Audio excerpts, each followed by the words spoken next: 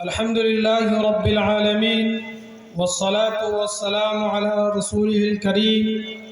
أما بعد قال النبي صلى الله عليه وسلم شعبان الشهر ورمضان شهر الله أو كما قال عليه الصلاة والسلام کہ ہر ابتدا سے پہلے ہر انتہا کے بعد ہر ابتدا سے پہلے ہر انتہا کے بعد ذات نبی بلند ہے، ذات خدا کے بعد دنیا میں جس قدر احترام کے قابل ہے لوگ دنیا میں جس قدر احترام کے قابل ہے لوگ میں سبھی کو مانتا ہوں مگر مصطفیٰ کے بعد نام محمد سے دلوں کو سرور ملتا ہے، نام محمد سے دلوں کو سرور ملتا ہے، نگاہ فکر کو تازہ شعور ملتا ہے کہ نصیب کیسا بھی ہو واسطہ احمد کا دیکھے، کہ نصیب کیسا بھی ہو وسیلہ محمد کا دیکھے، خدا سے جو بھی مانگے ضرور ملتا ہے کہ جا زندگی مدینہ سے جھونکے ہوا کے لا، شاید حضور خفا ہے مرا کے لا، کچھ ہم بھی اپنا چہرہ باطن سوار لے، کچھ ہم بھی اپنا چہرہ باطن سوار لے، ابو بکر سے آئے نے وہ اس کو وفا کلا، دنیا مسلمہ پہ بہت ہی تنگ ہو گئی، دنیا مسلمہ پہ بہت ہی تنگ ہو گئی، فاروق اعظم کے دور کے وہ نقشے اٹھا کے لا، جن سے گناہ نے ہمیں محروم کر دیا، کہ جن سے گناہ نے ہمیں محروم کر دیا، عثمان کے وہ زاویے شرم و حیا کے لا، کہ مغرب کی گلیوں میں مارا مارا نہ پھر اے گدائے علم، مغرب کی گلیوں میں مارا مارا نہ پھر اے گدائے علم، دروازہ علم سے خوراک جا کے لا، نہ مئی کا ذکر نہ پینے کی بات کرتے ہیں،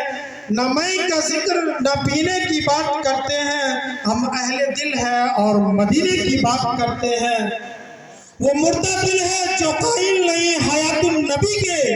وہ مردہ دل ہے جو قائل نہیں حیات النبی کے، ہم زندہ دل ہے اور جینے کی بات کرتے ہیں۔ اللہ تبارک و تعالیٰ کا فضل و کرم ہے، اس کا احسان ہے کہ اس نے ہم سب کو اکٹھا ہو کر بیٹھنے کی توفیق عطا فرمائی، ہم لوگ جتنا بھی شکریہ ادا کرے کم ہے۔ آج بڑے ہی اچھے اتفاق سے آپ حضرات کے مابین لب کشائی کا موقع ملا، بہت دنوں سے آرزو و تمنا تھی کہ آپ حضرات کے سامنے لب کشائی کروں مگر کوئی شکل نہیں نکل پا رہی تھی، زہ نصیب کہ آج خدا نے وہ موقع بھی میسر فرما دیا، اور وہ بھی ایسا ہفتہ کہ جس میں ہم لوگوں نے خرافات ہی خرافات مچا رکھا ہے، جس کو اللہ کے رسول صلی اللہ علیہ وسلم نے کہا تھا شعبان الشہری و رمضان شہر اللہ، کہ شعبان میرا مہینہ ہے اور رمضان اللہ تبارک و تعالیٰ کا مہینہ ہے، لیکن ہم لوگوں نے اس کی کوئی قدر نہیں کی، اور ایسی متبرک اور باعظمت مہینہ میں بھی اس لیے میں سوچ رہا ہوں کہ پہلے تو اس کی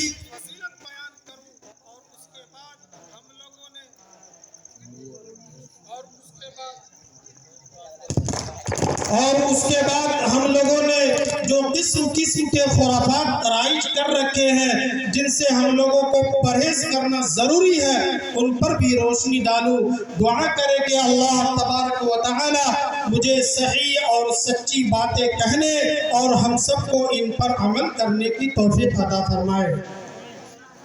حضرات گرامی ذرا غور کریں کہ یہ کیسا متبرک مہینہ ہے کہ نبی آخر الزمان صلی اللہ علیہ وسلم نے اس کی نسبت اپنی طرف کی اور فرمایا کہ یہ میرا مہینہ ہے، جس مہینے کی نسبت ایسے نبی کی طرف ہو جو کہ ہادی خود اور فخر رسل ہے تو کبھی اس کی اہمیت میں شبہ ہو سکتا ہے؟ آپ ذرا اندازہ کیجئے کہ یہ کتنا متبرک مہینہ ہے کہ سید القونین نے اسے اپنا مہینہ کہا ہے، اور صرف کہا ہی نہیں بلکہ اسے اپنا ظاہر کر کے دکھا بھی دیا ہے۔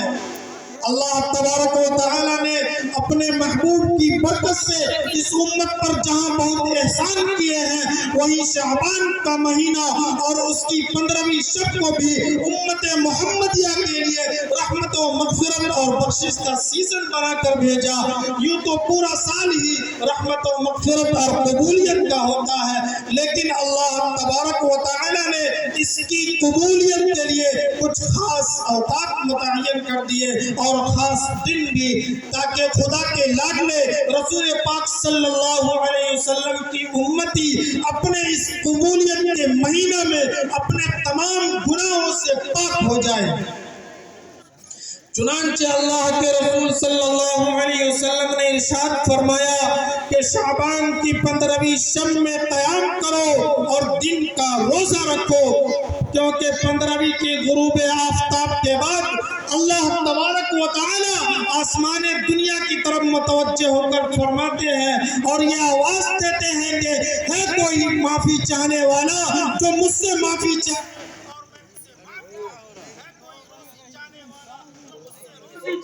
اور میں اسے روزی دے دوں، ہے کوئی مصیبت زدہ جو مجھ سے اس کے دور کرنے کے بارے میں کہے اور میں اسے دور کر دوں۔ آج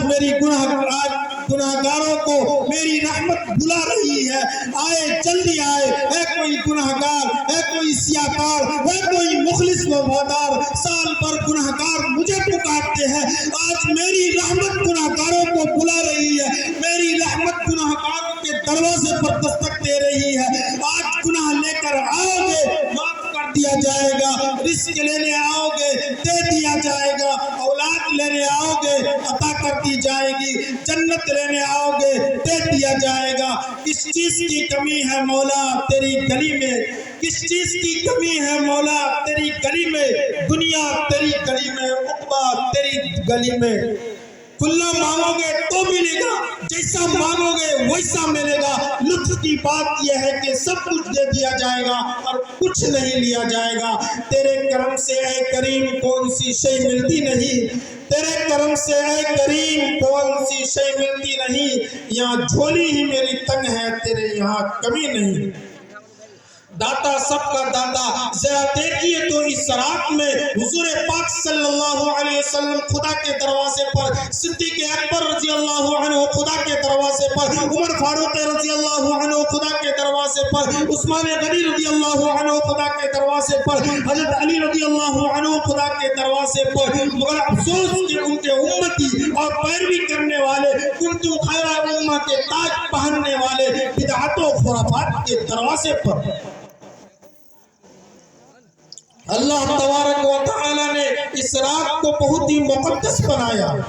مگر ہم لوگوں نے اس کی کوئی قدر نہیں کی۔ ایک مرتبہ حضرت عائشہ رضی اللہ عنہا ارشاد فرماتی ہے کہ حضور پاک صلی اللہ علیہ وسلم میرے یہاں آرام فرما رہے تھے، یکایک آدھی رات کو بستر خالی پا کر میں نے یہ سوچا کہ شاید آپ دوسری زوجہ مطہرہ کے پاس تشریف لے گئے ہوں گے، لیکن جب میں نے آپ کو تلاش کیا تو آپ صلی اللہ علیہ وسلم جنت البقیع میں تشریف فرما تھے اور بارگاہ عزت میں دعا کر رہے تھے۔ اسی طرح ایک اور حدیث میں فرماتی ہے کہ ایک مرتبہ جبرائیل امین تشریف لائے اور فرمایا کہ اے عائشہ تم جانتی ہو کہ یہ کون سی رات ہے؟ میں نے کہا خدا ہی بہتر جانتا ہے، تو فرمایا یہ رات بہت ہی متبرک رات ہے، اس رات میں اللہ تبارک و تعالی تمام لوگوں کی بخشش فرما دیتا ہے، بلکہ بنی کلب کی بکریوں کے بال کے برابر اس رات میں اللہ تبارک و تعالی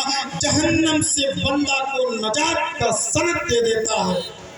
لیکن 6 ایسے شخص ہیں کہ اللہ تبارک و تعالی اس کی طرف نظر رحمت سے نہیں دیکھتا اور نہ ہی اس کی جانب متوجہ ہوتا ہے۔ وہ 6 شخص یہ ہے: نمبر 1 کینہ پرور، نمبر 2 صلہ رحمی سے عیاری کرنے والا، نمبر 3 تکبر کرنے والا، نمبر 4 شراب پینے والا، نمبر 5 والدین کی نافرمانی کرنے والا، نمبر 6 ٹخنا سے نیچے پائجامہ پہننے والا۔ ذرا سوچئے کہ یہ ایسی متبرک رات میں بھی اللہ تبارک و تعالی ٹکنے سے نیچے پیجامہ والے کی دعا قبول نہیں کرتے۔ ہماری نظروں میں کوئی گناہ ہے ہی نہیں، اگر کوئی اس کے جانب توجہ دلاوی بھی تو ہم بڑے ہی آرام سے یہ کہہ دیتے ہیں کہ ایسے بہت اچھا لگتا ہے۔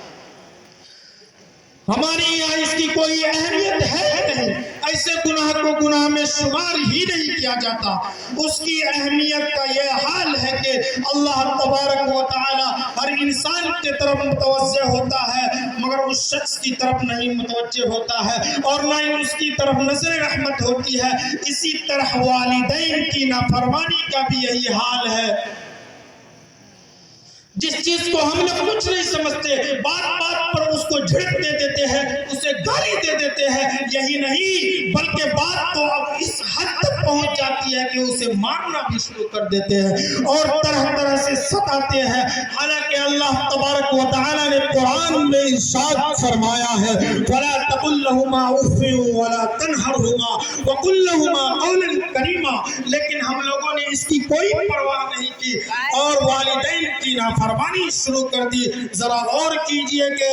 اس کی موجودگی میں دعا قبول نہیں ہوتی۔ اس لیے ہمیں اور آپ کو چاہیے کہ ان سب امور سے پرہیز کرنے کی توفیق عطا فرمائے اور آگے ان سب خرافات سے بچائے۔ یہ تو اس رات کی خصوصیات تھی جو بیان کی گئی کہ ہم ان احادیث کی روشنی میں اس رات کو کس طرح گزارے۔ آپ ذرا اپنے گریبان کو جھانک کر دیکھیں، آپ ذرا غور کریں تو صرف 3 باتوں کا ثبوت ہوتا ہے۔ نمبر 1 قبرستان جانا، نمبر 2 رات بھر کی نفلی عبادت کرنا، نمبر 3 دن میں روزہ رکھنا۔ ان سب امور کی پابندی کرتے ہوئے